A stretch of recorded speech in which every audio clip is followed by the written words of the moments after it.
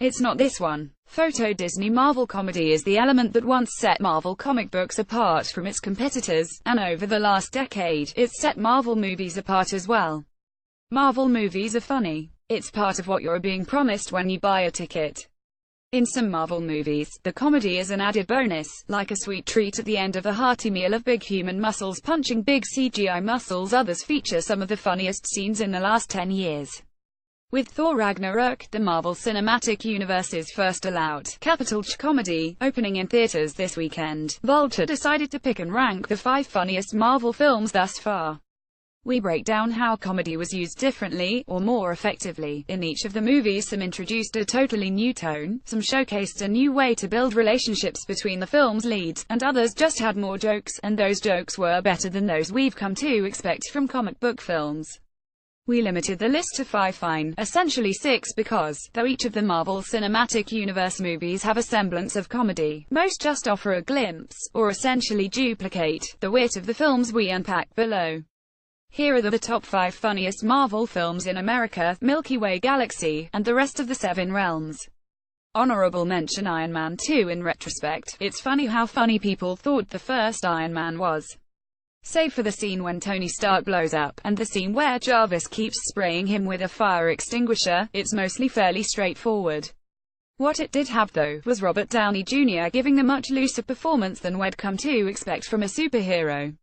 RDJ's Iron Man, unplagued by the self-doubt of, say, Spider-Man or Wolverine, or a Nolanian grey backdrop, had the energy of a guy always entering a party in his honor.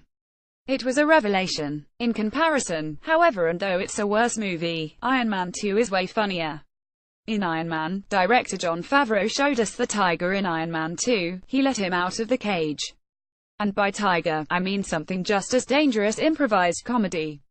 Arguably, the second city trained Favreau's biggest contribution to the MCU was showing the Marvel higher-ups that their superhero movies could include a ton of improv and it wouldn't get in the way of the booms, BLAMS and POWs. There are clearly scenes in Iron Man 2 where Favreau just let RDJ go and filmed whatever happened. And there are scenes like this one, where it's clear at times that RDJ is riffing over an existing script. Notice the crosstalk. It's why Vulture comics expert Abraham Reisman jokes in Conversation that Iron Man 2 sometimes feels like a mumblecore movie. I love that little touch of RDJ walking to hit the bell, which seems like something that was decidedly spontaneously. At its core, that's what was so exciting about these 2 Iron Man movies. You had a star at the center who felt more present than we'd come to expect in the genre. There's almost a Bill Murray quality to RDJ's Tony Stark, able to walk the line of being both in character but a little outside of it. It's why the MCU actor that would be the hardest to replace. 5. Avengers: Age of Ultron. Another case where the sequel is worse, but the comedy is better, or, at minimum, more bountiful. This is largely because the titular Avengers all know each other now, and know how to push each other buttons, learning a bit from what worked so well in Guardians of the Galaxy. It's all very cute, because they're giants acting like babies. And it gets at what is, arguably, the most consistent, repeatable source of comedy in the MCU: the egos of supermen bouncing against each other. Leans back in a therapist chair and pushes glasses up nose. Here's the thing about so-called superheroes: yes, they save the day, but why? Of course, they don't want innocent people to die. However, people are motivated by their desires. Superheroes save people because it feels good. They think of themselves as individuals who deserve the power given to them to save. They deserve the muscles bestowed upon them by God, or gods, or by some chemical. So what happens when they hang out with someone with bigger muscles or access to stronger chemicals? Something like the party scene from Age of Ultron. Not phallic enough for you? The party continues. The moment where Thor is worried that Captain America might be able to lift his hammer marks our first glimpse of the Thor we have now: goofy, insecure. Because the gang is together in various pairings for the entirety of Age of Ultron, this playfulness is allowed to continue throughout Vision's eventual arrival, with his British-accented, robot deadpan is a great addition, until, eventually, the film gets sucked up by Ultron's melodrama. The shawarma scene from the first Avengers movie will probably be Joss Whedon's most remembered comedic moment from his turn at the helm, if only because the first film was much more of a sensation. Ultimately, Ultron earns the director his nickname of Jokes Whedon. 4. Ant-Man. The 2 Iron Man movies set a broad template for the MCU that most of the films have since followed. It was less about defining a story structure or visual style, and more about setting the parameters of what we could expect from the universe, namely, charming superheroes coming to terms with being a superhero, while either cracking wise drive. Strange, the latest Captain America movie, and obviously, the Iron Man movies are getting made fun of for being a fish out of water. The first Captain America and first two Thor movies. MCU jokes are what I like to describe as script doctor comedy, meaning those little quips at the end of scenes that either can be easily replaced by a comedy writer hired to do a pass on the script, or by the director or actor while shooting. On an upcoming episode of my podcast with Thor Ragnarok director Taika Waititi, he told me he was given a script with jokes like this that he just ignored. But there's nothing wrong with this. With a good cast, these jokes can get legitimate laughs. Ant-Man represents the funniest version of this sort of comedy. It helps that Paul Rudd is just a funnier actor than, say, Chris Evans or Benedict Cumberbatch, so his smart alecky quips just hit a little bit harder. It also helps that Rudd worked with Adam McKay to rework Edgar Wright's original after he left due to those infamous creative differences. As a result, Rudd and McKay find a little bit more room for comedy than in other, similar films in the franchise. For example, Michael Pena gives a quirky Arshell performance as Rudd's heist buddy. This scene would read okay on the page, but the line readings are just so dang good and, of course, shrinking teeny tiny is a good premise for some solid visual gags. There has not been a sillier, bigger final fight scene than the final fight of Ant-Man, as the tension of the danger constantly gets undercut by the fact that they are essentially playing with toys. This is one of the MCU's great comedic moments. 3. Spider-Man: Homecoming. There's never been a superhero movie where the man in the funny suit said things were awesome so many times. It's a small thing, but it's indicative of how refreshing Homecoming felt when it came out earlier this year. By skipping over the uncle dying and the spider biting, we got a Spider-Man who's just so excited to be Spider-Man.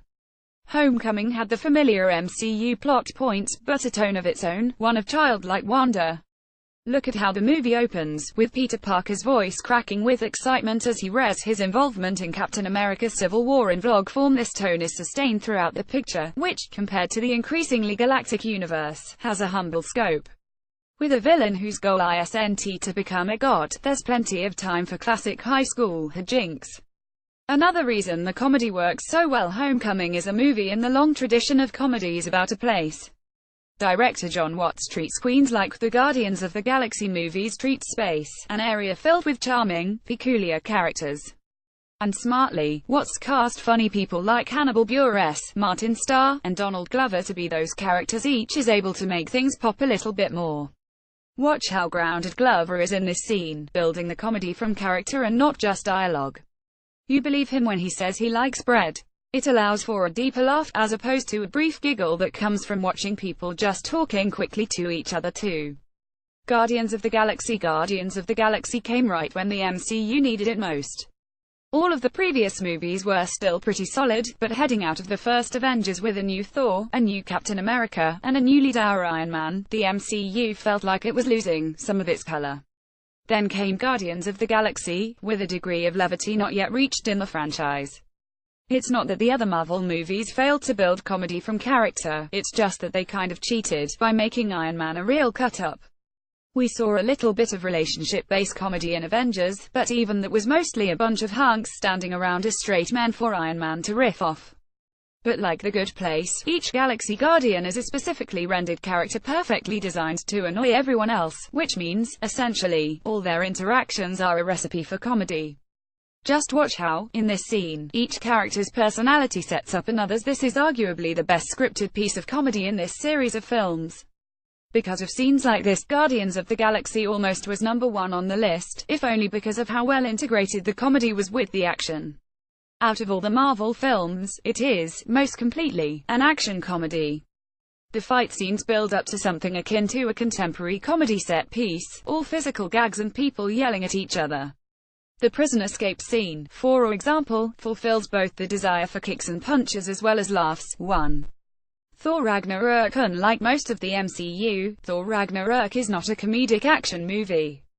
It's not even really an action comedy, like Guardians. It's a comedy, full stop, just one with a big fight scene toward the end.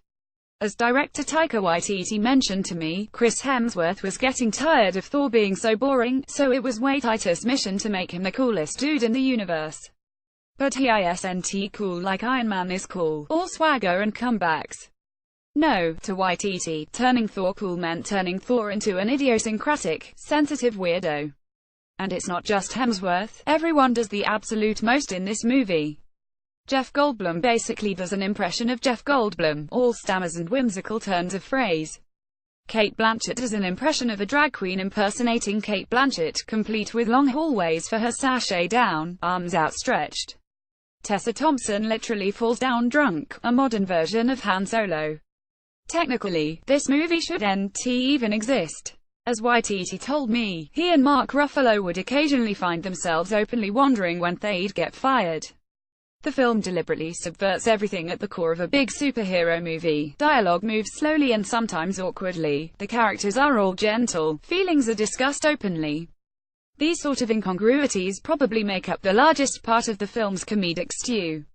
In this scene, for example, watch how Thor has transformed into a sensitive child, excited to tell his new friend Korg, hilariously voiced by Waititi, about how freaking cool his hammer is. Do you see Hemsworth smile a little? Thor Ragnarok isn't just the loosest movie in the MCU, it's one of the loosest movies in recent memory.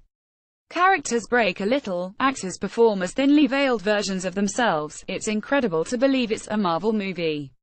It's all because Waititi wanted to convey how fun the movie was to shoot to the audience. It's a really silly movie, with some of the best, dumbest jokes this side of pop star. My personal favorite moment comes when Goldblum's character is tasked with sentencing a man who committed a crime. "I pardon you," he proclaims, to the relief of the criminal, from life. Waititi said that they tried it 5 times and couldn't get a take where Hemsworth doesn't laugh. "It's so beautifully dumb and I love it with all of my little heart." As he tells it, Waititi achieved this brilliance by focused on creating the tone he wanted, and letting the bosses figure out what it means for Infinity War and the future of the character. This means it might not be for everyone, especially those who want their gods to be big punchers and not awkward nerds, but the rest of us will be laughing too much to care. He shot his shot. A lot could they went wrong, but Marvel was right to trust Waititi and Waititi was right to trust himself. It is, after all, the funniest Marvel movie. What is the funniest Marvel movie?